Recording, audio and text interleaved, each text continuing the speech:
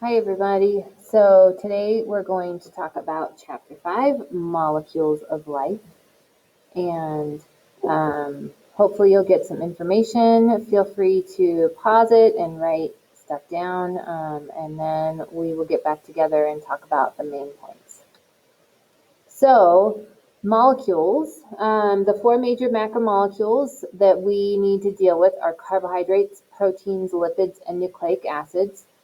And if you look at the monomers below, some of the distinguishing characteristics of glucose is that it is often in a ring structure, but not always. There is a 1 carbon to 2 hydrogen to 1 oxygen ratio. With amino acids, the nitrogen in this amino group is a very distinguishing characteristic.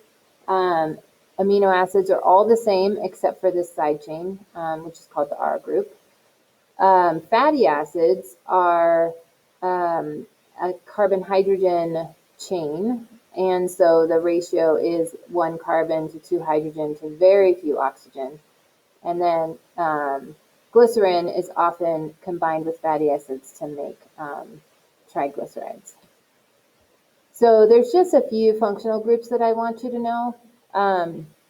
We know that estrogen makes females female and testosterone makes males male. And if you look at these two really important hormones, you can tell that these functional groups, which are just kind of at the ends of molecules, are very similar except that they're flipped. So a little change can make a big difference in the function of the molecule.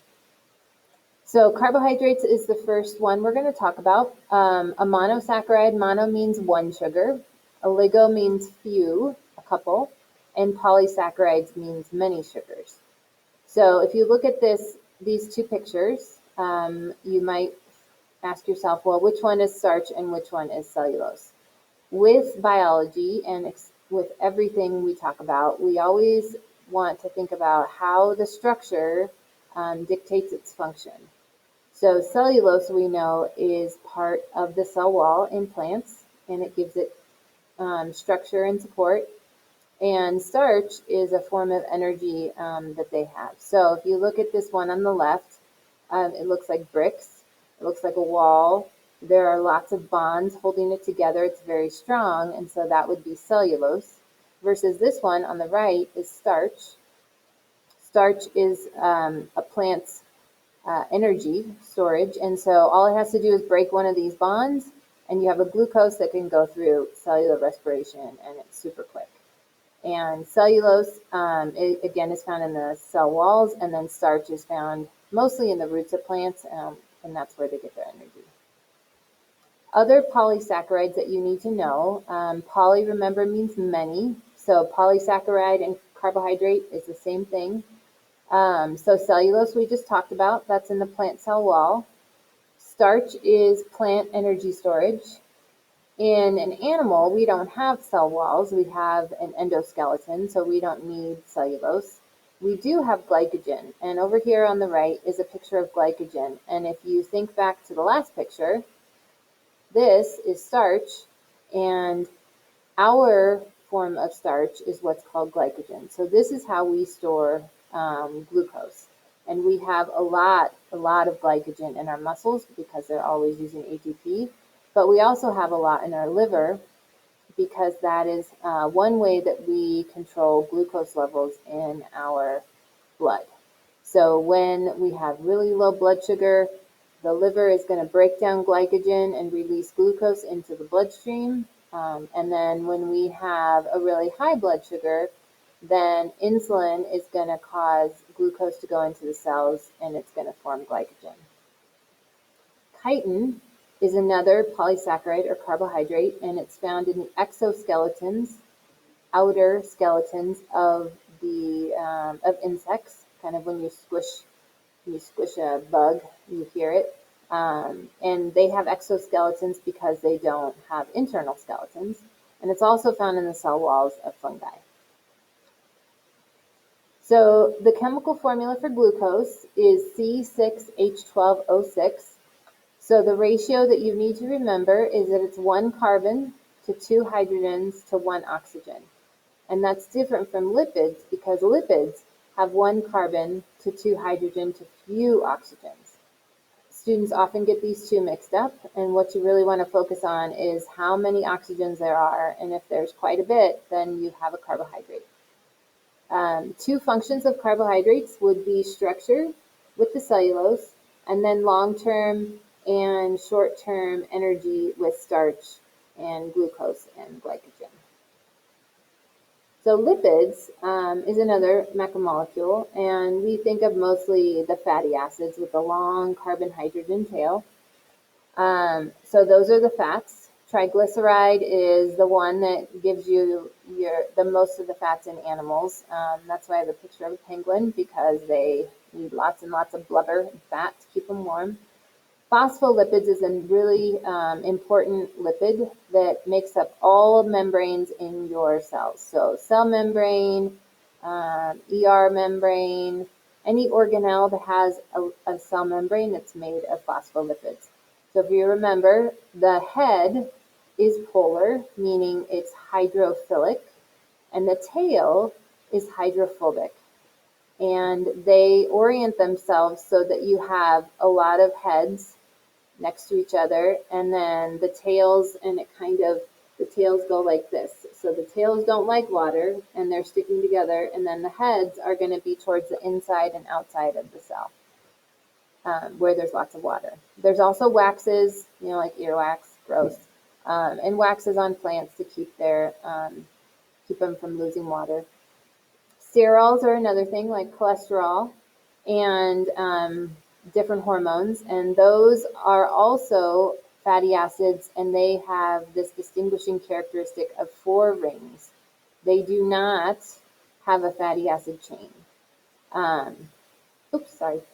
They tend to be insoluble in water. This is wrong. They are non-polar. Sorry. Okay, so here are 3 fatty acids.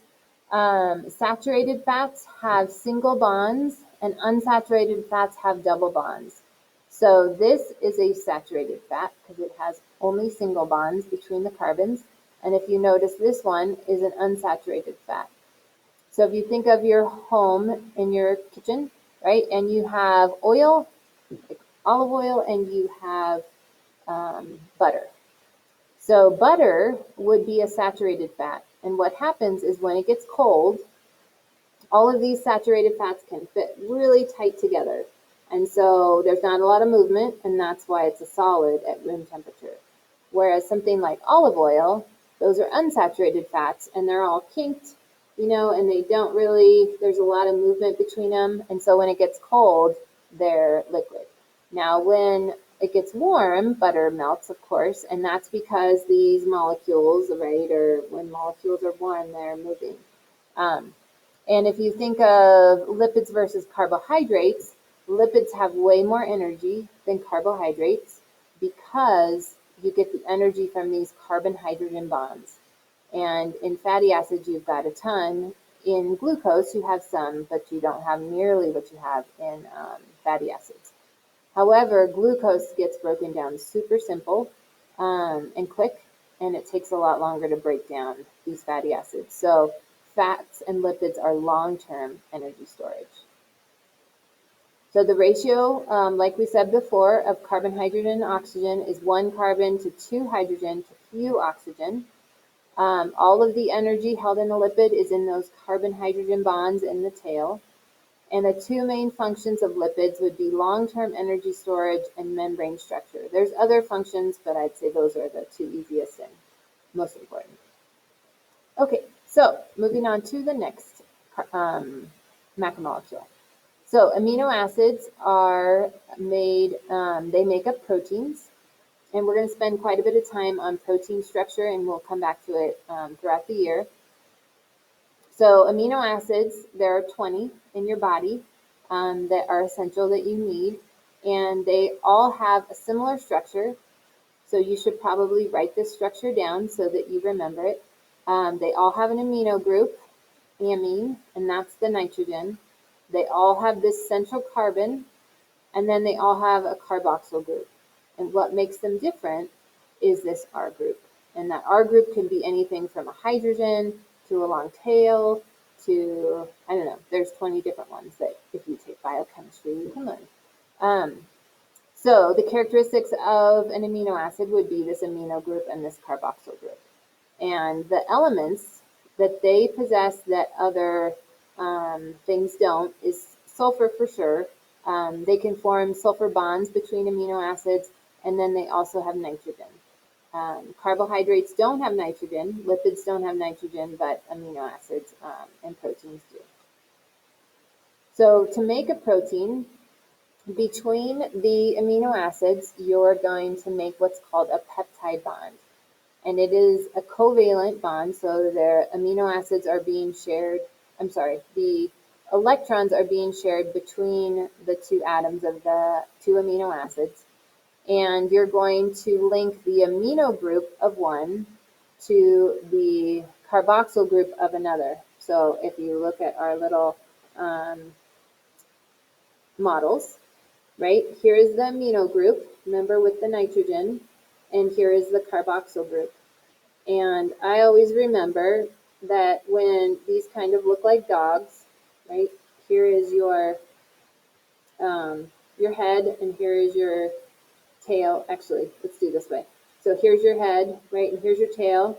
And so the way that they always are going to interact is what happens when two dogs meet.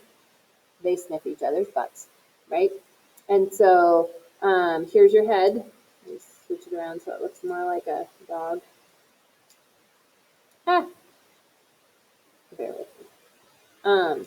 Right? So here's your head and here's your tail, and they're going to go like this. So the carboxyl group is going to interact with the amino group and form a peptide bond between them to make your polypeptide. This is formed from dehydration synthesis, so it will take the water out and combine those two together, and when you do a bunch of them, it makes a polypeptide. Okay, so with proteins, there are 4 different structures that you need to know.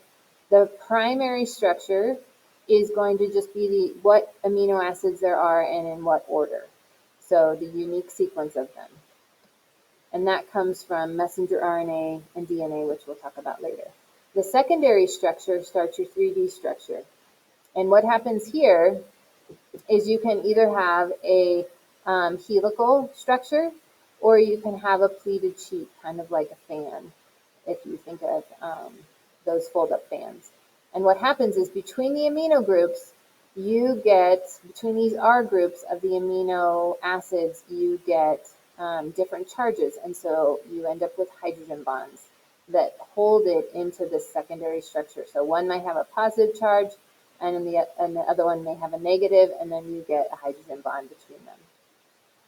Tertiary structure is where you also have interactions between the R groups, and hydrophobic amino acids tend to go towards the middle of a protein, and hydrophilic, which love water, tend to go towards the outside. Remember that our cells are 70% water, and so anything on the outside is going to need to be hydrophilic. And the shape, again, is caused by hydrogen bonds.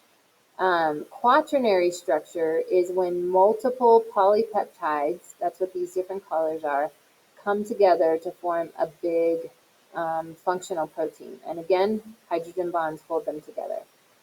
The only covalent bonds that we'll talk about are those polypeptide bonds that hold the primary structure together with the amino acids.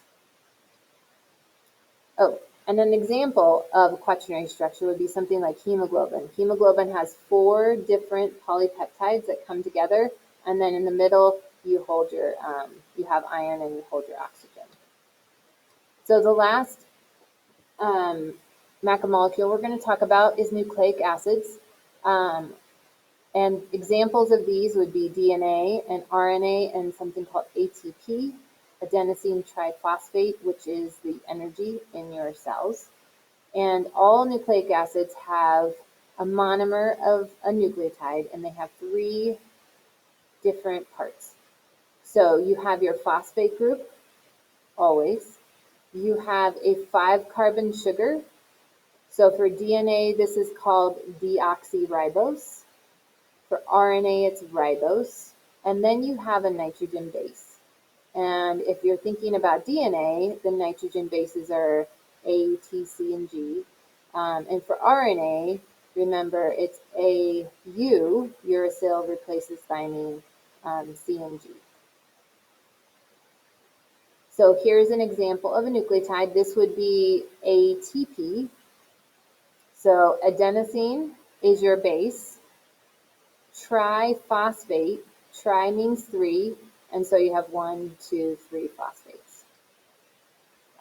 So nucleic acids, if you're thinking about how to distinguish them from the other from the other macromolecules, they have phosphorus, and that's a big distinguisher. They're the only ones other than phospholipids that have phosphorus.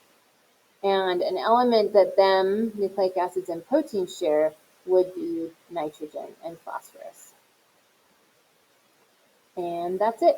So hope you learned something about macromolecules, and we'll see you later.